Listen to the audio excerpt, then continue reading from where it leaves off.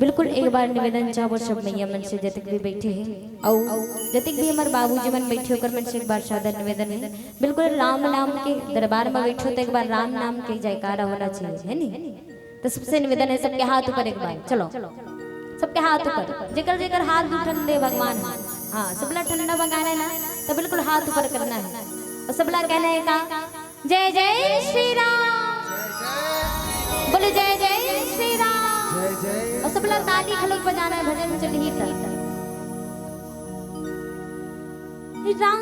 की सहाय